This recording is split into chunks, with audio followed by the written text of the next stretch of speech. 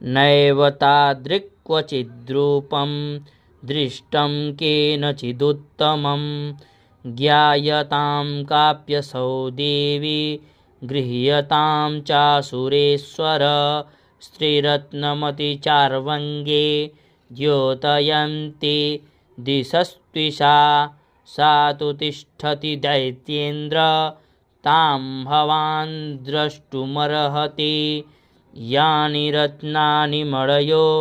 गजास्वादीनि वै प्रभो त्रैलोक्ये तु समस्तानि साप्रतं भान्ति ते गृहे एरावतः समानीतो गजरत्नं पुरन्दरात् पारिजाततरुश्चायं तथैवोच्चैः स्रवाहयः विमानं हंससंयुक्तमेतत्तिष्ठति तेङ्गणे